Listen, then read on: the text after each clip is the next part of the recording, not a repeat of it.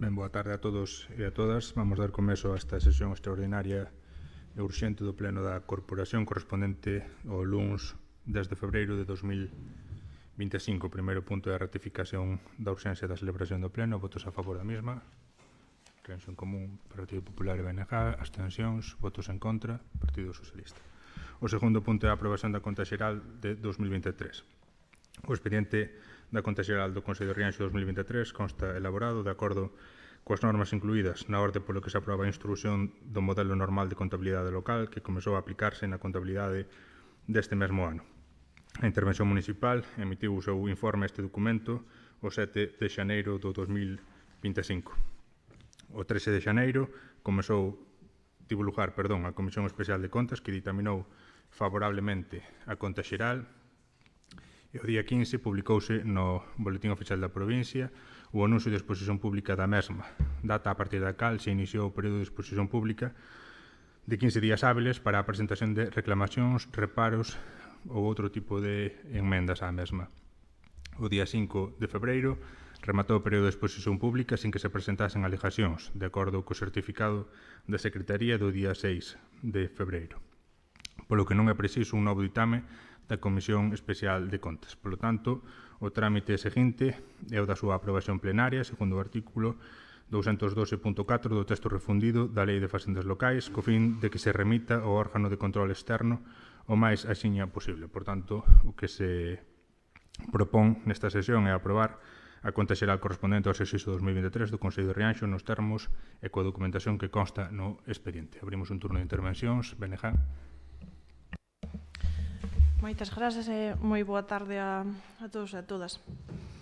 Dende o Grupo Municipal do BNG recibimos esta conta xeral con ansia, pero tamén con preocupación, xa que, ademais de chegar con demora, como xa se puxo de manifesto en varias ocasións, xa que debía presentarse na Comisión de Contas antes do 1 de xuño e no Pleno da Corporación antes do 1 de outubro do exercicio seguinte, o sea, no 2024. Ademais, pon de manifesto unha situación económica municipal que consideramos inestable. No informe de intervención da liquidación do orzamento de 2023 advírtese dun incremento do saldo da conta 4131X, que é a conta de acredores por operacións pendentes de aplicación orzamentaria, o cal matiza que non é asumible polos ingresos correntes ordinarios. Polo mesmo, é imprescindible ter en conta este dato para contextualizar os resultados positivos do orzamento, como se di no documento.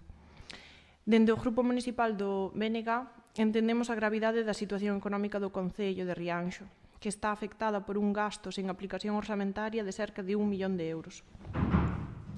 É por iso polo que consideramos imprescindible a adopción de medidas urxentes e eficaces para revertir ou, polo menos, para minimizar esta situación.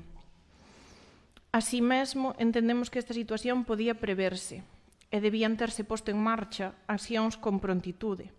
Algunhas delas xa propostas en informes anteriores pola propia interventora municipal, como son levar a cabo unha estricta disciplina orzamentaria, evitando os gastos prescindibles e priorizando os gastos estruturais. Regularizar os servizos municipais que na actualidade están en precario, como son o Servizo de Recollida de Lixo e o Servizo de Abastecemento de Auga e Saneamento. Ditos servizos, ademais de atoparse nunha situación administrativa irregular, con contratos de emerxencia, contan cunha dotación económica insuficiente, o cal dificulta máis aínda o proceso de regularización destes contratos. Esta complicada situación ven dada polo incremento dos gastos destes servizos, o incremento do canon de Sogama, os incrementos no custo da electricidade, o incremento dos insumos.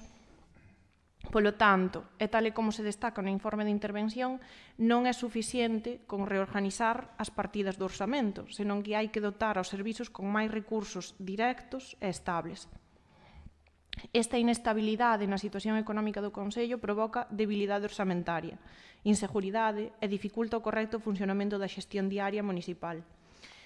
E afecta de forma importante, entre outras áreas, a xestión de persoal municipal, provocando déficits tan relevantes como é precisamente o da área de intervención, onde a falta de recursos humanos provoca atrasos en informes e procedementos, como é o da propia Conta Xeral que estamos debatendo hoxe, como relata a propia interventora no informe.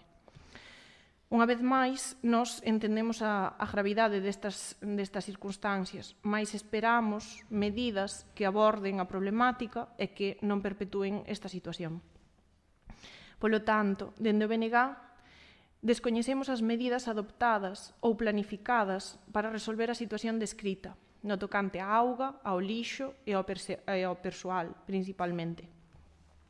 Descoñecemos se adoptaron medidas de aumento da captación de recursos, como mellorar o financiamento do SAF, a inspección de tributos como o IAE, o Imposto de Actividades Económicas, ás fábricas, bancos, gasolineiras, o imposto de aproveitamento do subsolo polas operadoras de comunicacións, os impostos IBI, impostos de bens inmobles, pola vía rápida, xa que en algúns concellos, como pode ser o de Pontevedra ou de Coruña, estáselle exixindo a Audasa o pago deste imposto polo paso dos viais polos terreos municipais.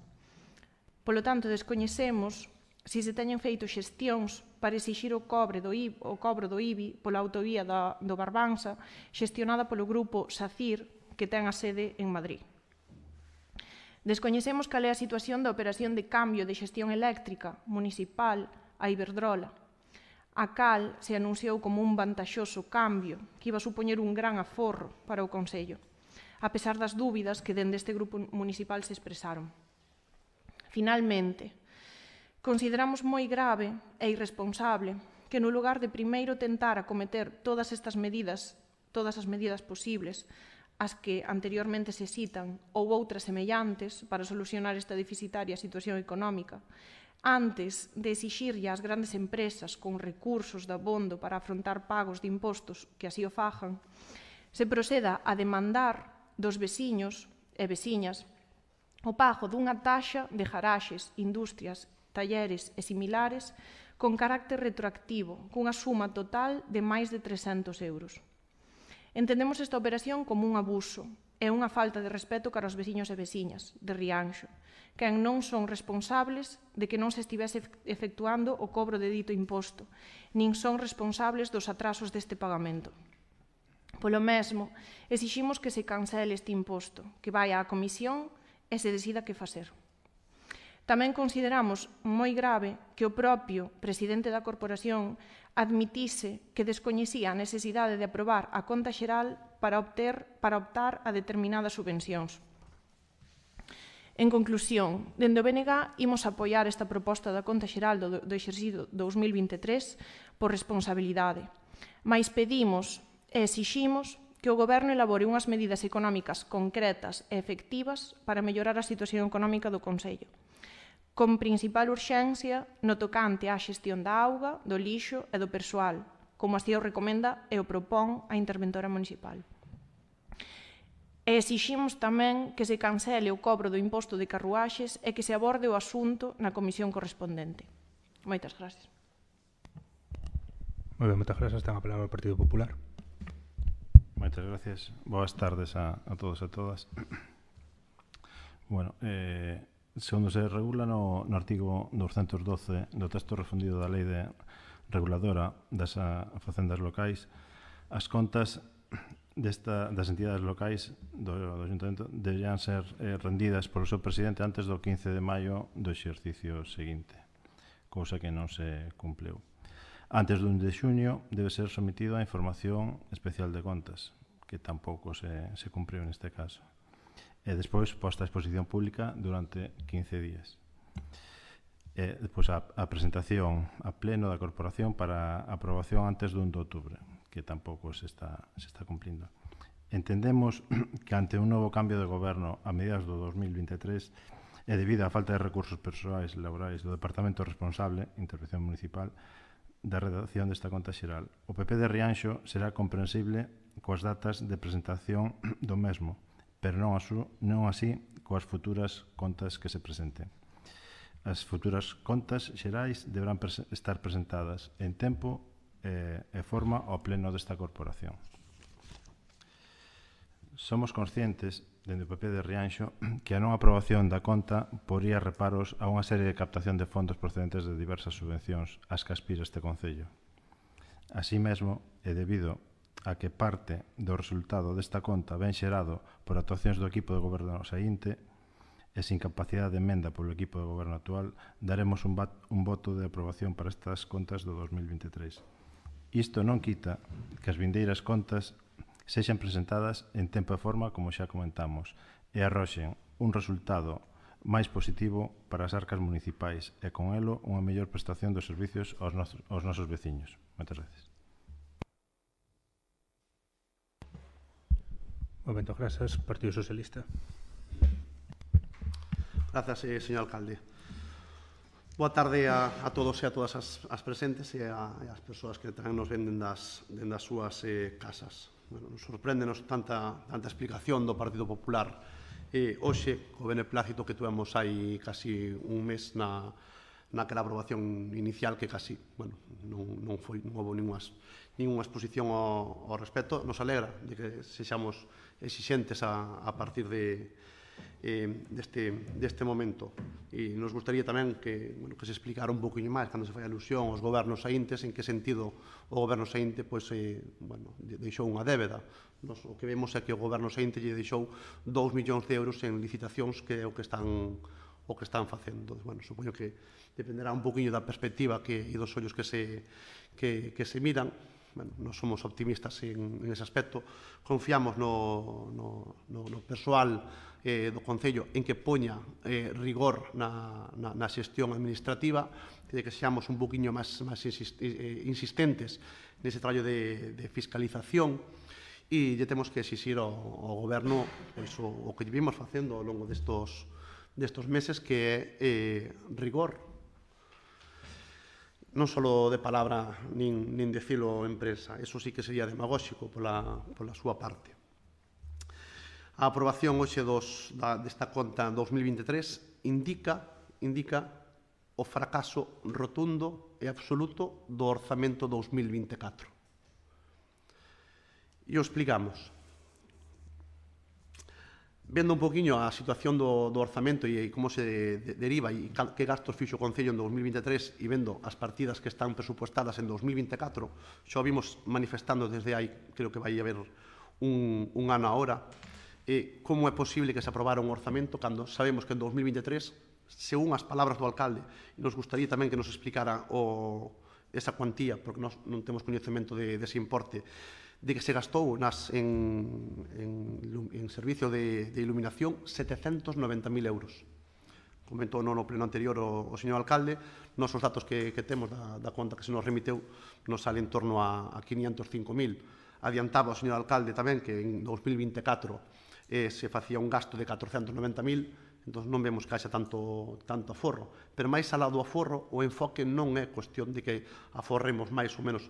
Encantados de que se aforre, pero se aforramos é porque haxa medidas, non porque non haxa luz ou non se repoñan as luminarias ou porque non se faga o traballo de seguimento oportuno para que os veciños e veciñas teñan a luz en tempo e forma. O que nos preocupa é que a partida que estaba orzamentada en 2024 para o pago do servicio de luminarias son 250.000 euros. Eso é o que temos que debatir, e iso é o que amosa a conta 2023. Non vamos a debatir de se foi mellor ou peor, xa é pasado. O que nos preocupa é o 24, o 25 e o 26. E nos preocupa o rigor. Facía mención a voceira do BNG a eses informes que nos entregaba intervención, e se facía alusión a unha serie de situacións e requerimentos. Pero que en 2024 non é que pasara eso, é que pasou peor. Nós temos que exixirlle rigor tamén á parte administrativa. E non vale calquera cousa para gobernar. É que non podemos gobernar cada un como quere. Hai unha serie de procedementos que temos que seguir, porque senón goberna calquera. E iso é o que temos que intentar mellorar. E iso é o que ten que aprender un goberno. Non temos que gobernar como queremos, senón co que podemos, cos recursos que temos, optimizalos. Pero, claro, iso implica planificar, estructurar, decidir. Pero, claro, a estrategia política cal é? bueno, voulle quitar unha partida que me interese, claro, e o recurso, utilizo eses recursos para todo o contrario.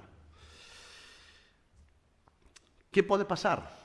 Que as contas, pois como ben dicís, que non cadren. Pero ese concepto de non cadrar é curioso, que os orzamentos non se cadran. Un orzamento elabórase en base a un proxecto, xa o día a propia legislación, en base a programas. Non se cadra. Cando se cadra un orzamento é porque hai algo que non coincide. E se non coincide, que non está ben elaborado. E iso é o que amosa a conta do 2023. Necesitamos compromiso do grupo de goberno, de que realmente teñades o rigor e a capacidade de decidir de forma correcta en que se van a gastar os recursos públicos e a transparencia de facelo. Iso que se lle solicita a este goberno. E que haxa insistencia e que haxa fiscalización tamén por a parte administrativa. Estamos revisando, creo que todos os libros de decretos de 2024. Elaboremos un informe e se vos entregará para ver as comparativas. Porque amosa datos de verdad moi curiosos e chamativos. E creo que debemos de ser un poquinho máis insistentes do que estamos sendo e máis rigurosos do que estamos sendo como grupo de goberno.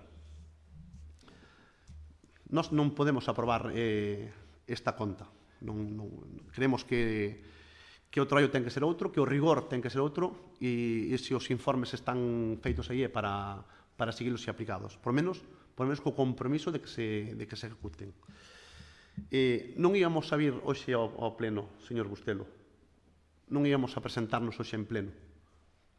Nos parece unha absoluta falta de respeto que a este grupo se lle vote en contra todas as urxencias e hoxe a oposición, principalmente o Partido Popular, apoia todas as urxencias. Cal é a diferencia? Se é un pleno extraordinario urxente, por que non se celebrou o venres? Podíase facer perfectamente. Mandelle un correo, señor Bustelo. O que pretende é anular a voz deste voceiro, porque ten vostede claro que os lunes é prácticamente ou moi difícil de que poida asistir. E o sabe perfectamente.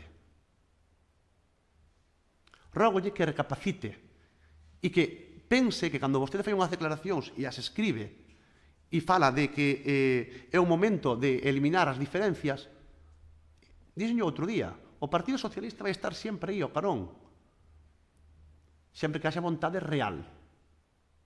Se non, non. E o estamos demostrando, con criterio. Moitas gracias.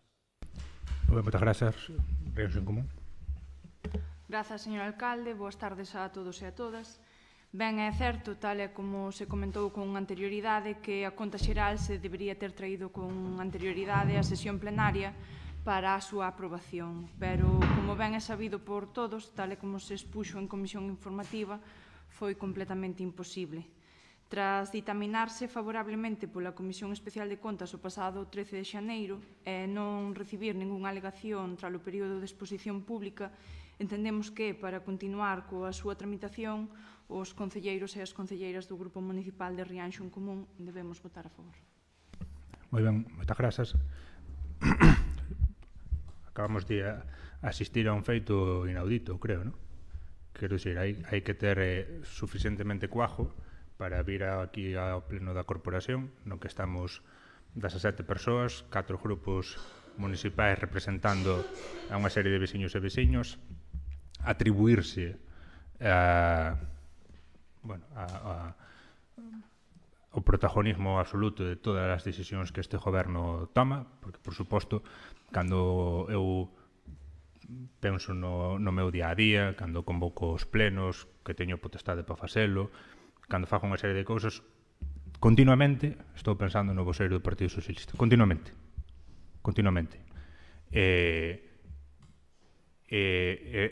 Acaba a intervención dicindo que, por suposto, esta data da celebración do pleno de hoxe, como todas as outras cuestións que atinxen ao funcionamento municipal, se fan ou se deixan de facer pensando no voceiro do Partido Socialista. Na súa intervención solta unha serie de improperios non só sobre o grupo do goberno, sino tamén sobre os grupos aquí representados, e auséntase cando teño que dar a réplica ou cando algún dos grupos pode pedir o turno de réplica para contestar ás palabras que acaba de dicir, non? A falta de respeto é por parte da presidencia que convoca os plenos cando estiva oportunos según o que a normativa prevé.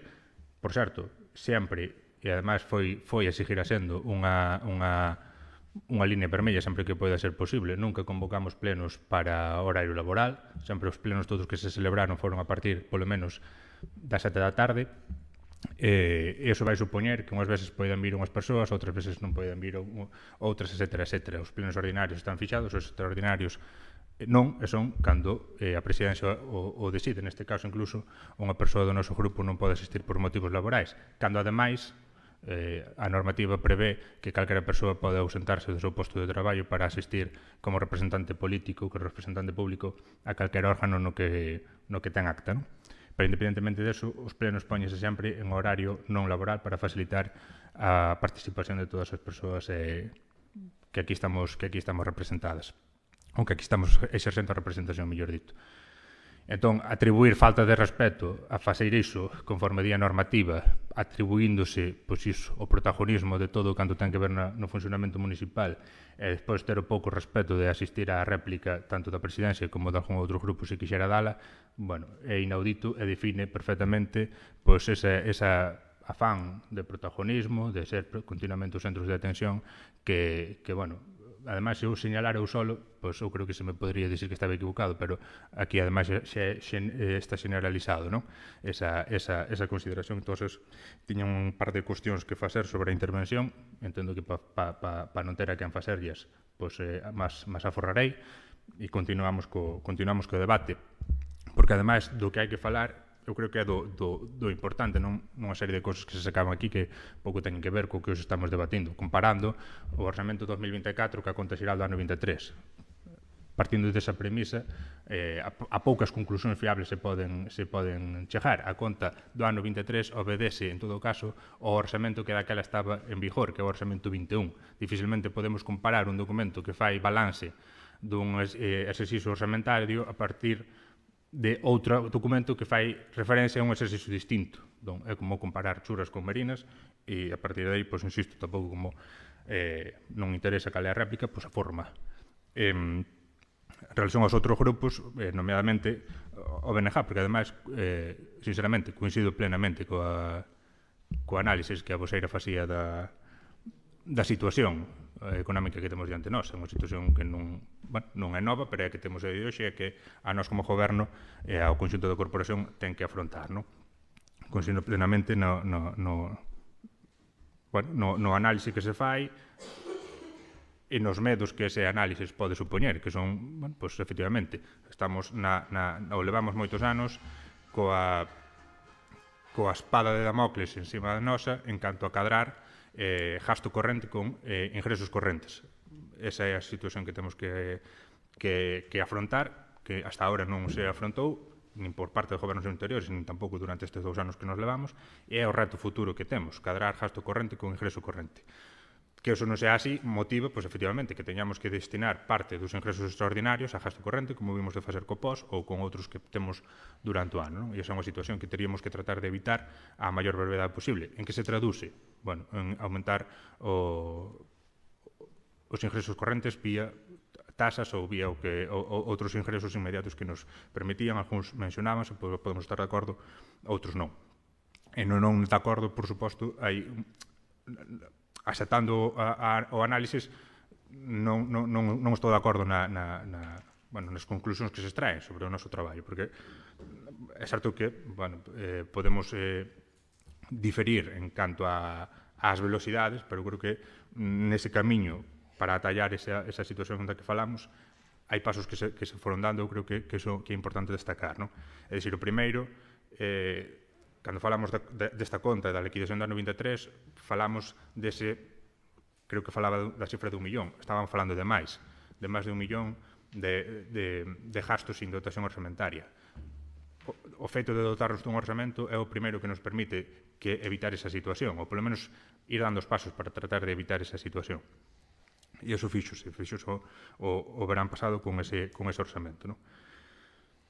Ese orçamento, ademais, prevé no seu capítulo de ingresos esas inspeccións de tributos necesarias que temos que levar a cabo, que están pendentes de levar a cabo, tanto fundamentalmente do IAE como do ISIO, non? Entón, ese traballo de regularización deses tributos vai aumentar tamén os ingresos municipais e vai contribuir a solventar esa situación que se falaba, non? En canto á xestión eléctrica, tamén se deron pasos, e tamén se van dar pasos.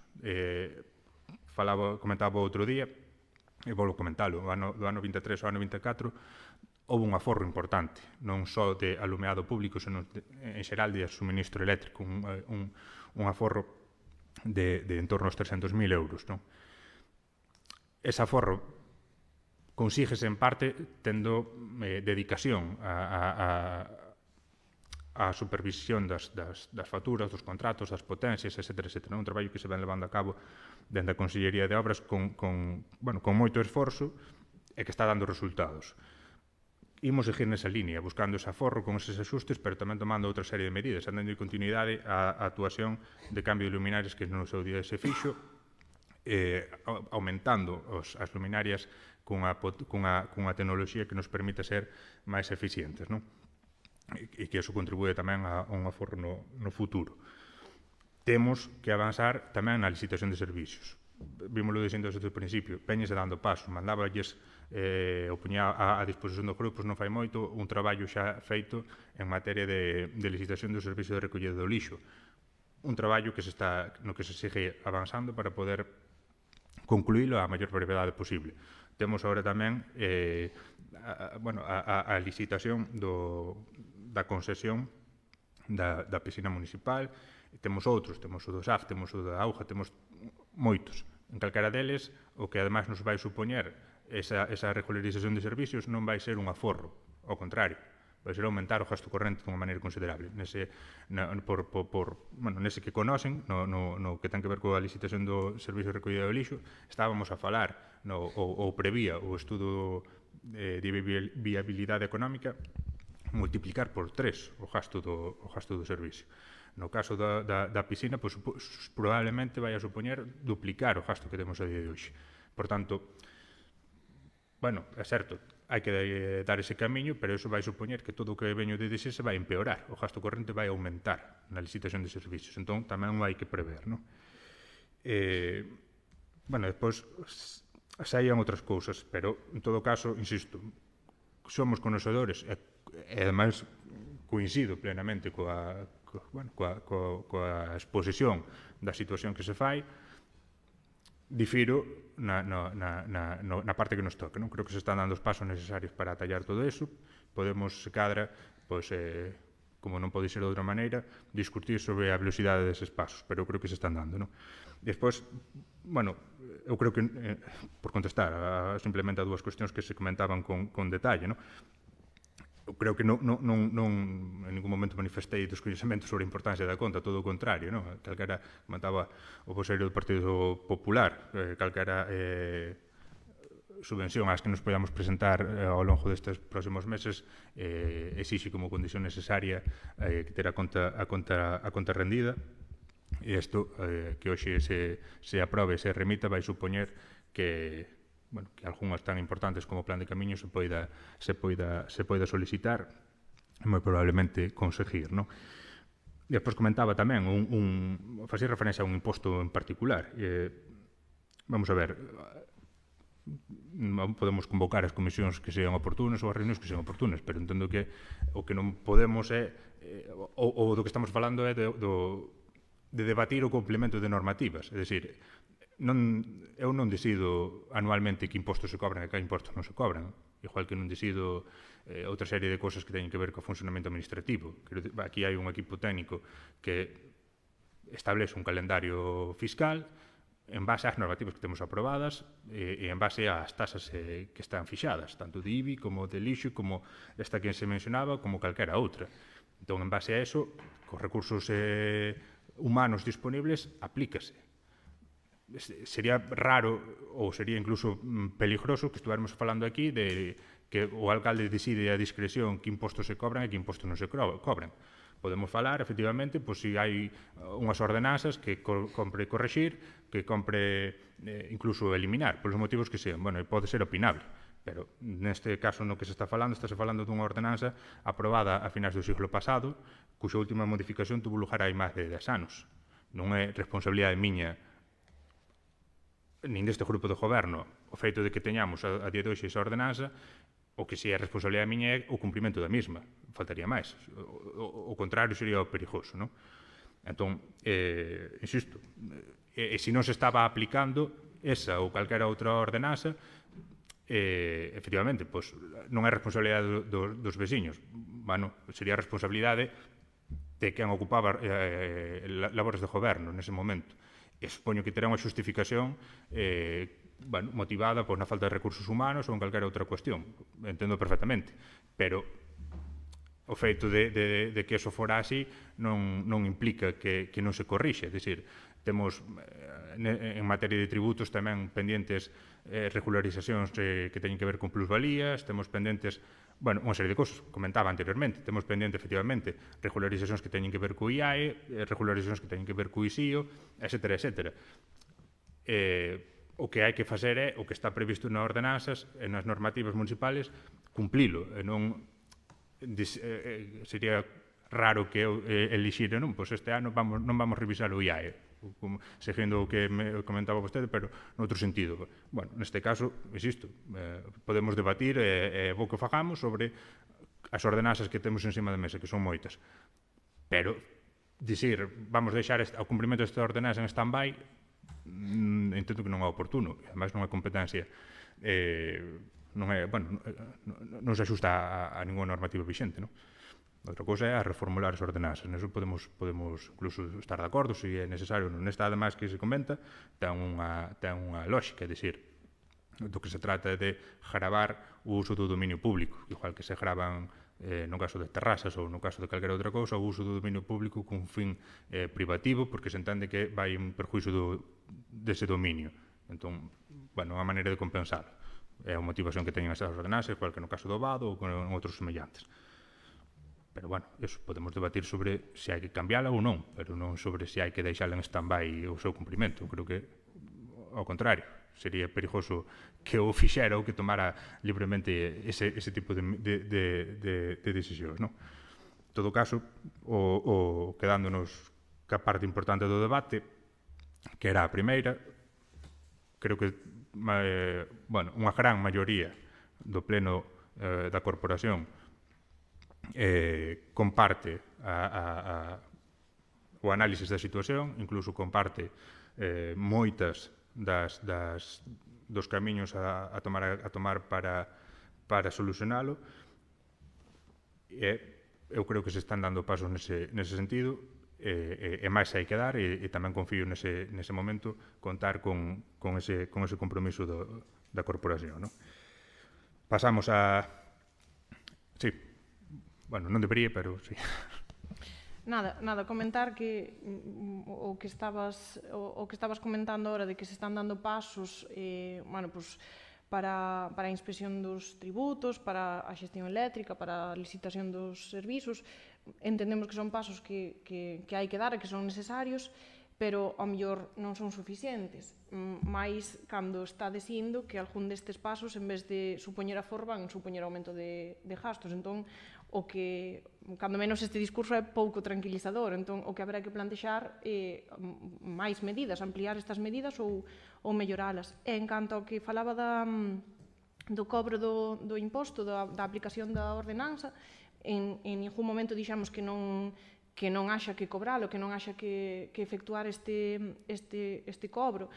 Simplemente planteamos e poñemos sobre a mesa que igual hai que facilitar o pago deste imposto, xa que supón un pago importante de máis de 300 euros, que os veciños e as veciñas pode que non teñan previsión ao respecto sobre este pago, e que supón 3 anos de atraso que van a supoñer un esforzo económico importante para algunhas familias. Entón, simplemente queríamos puntualizar eso.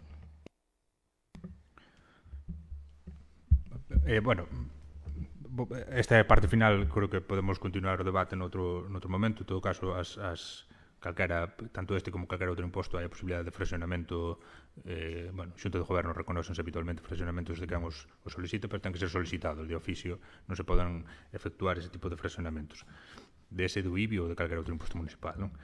Na parte primeira, evidentemente, claro, moitas desas licitacións de servizos van supoñer un incremento do custo. En paralelo, seguramente tamén hai que abordar a revisión das ordenanzas que atixen eses servicios, é dicir, ademais xa non só por unha cuestión interna, senón por cumprimento das normativas vixentes, non? No caso do que falábamos agora, do servicio de recollida do lixo, a lei do ano 22 de solos contaminados, o que xa obriga é unha cuestión, non sei se calificar de elemental, porque realmente non é, que determina a obrigatoriedade para os consellos de adoptar as medidas oportunas para que o servicio non sexa deficitario. O sea, a día de hoxe o servicio é moi deficitario, pero como calquera outro, quero dicir, pois, temos comentado aquí moitas veces algún outro tipo de servicio. Estou pensando, por exemplo, no servicio de transporte público. A todas luces o servicio é deficitario, os viaxes que se fan non cubren, ni moito menos, ni se espera que sea así, por outro lado, non? Se só mantemos aqueles servicios que non son deficitarios, entón prácticamente non habría ningún tipo de servicios públicos. Entón, neste caso é unha cuestión relevante e haberá que, de feito, por eso o proceso de licitación sigue aínda en marcha, porque o que se está facendo neste momento é eses documentos que no seu día se facilitaron, completalos coas obrigas que chegaron desde ese momento, con cambios que chegaron nese momento, o canon de Sogama e outras cuestións, non? Entón, en algún dos casos vai supoñer no curto prazo, no medio prazo, un importante aumento de gasto. O que vai supoñer a futuro calquera destes avances que se pois producir vai ser seguridade xurídica por un lado para a relación entre o Consello e operadores e por outro lado seguridade económica prevendo un horizonte de 10, 15, 20 anos os que sean, non? Moi distinto ao que temos a día de hoxe en casi calquera dos servicios. Entón, ainda que supoña efectivamente máis esforzo nun primeiro momento, supón a largo plazo establecer un horizonte, un calendario e un plan de traballo moitísimo máis beneficioso para a xestión anual do Consello, non? E ademais ao que corresponde. Pasamos, non sei se entendo, non era o habitual, pero creo que tendo en conta a envergadura do que se trata, se hai algunha intervención máis, se non pasamos a votar a proposta de conta xeral correspondente ao ano 2023 que se remitirá ao Tribunal de Contas para a súa fiscalización. Votos a favor da proposta, Reacción Común, Partido Popular e BNG, abstencións, votos en contra, Partido Socialista. E rematamos o...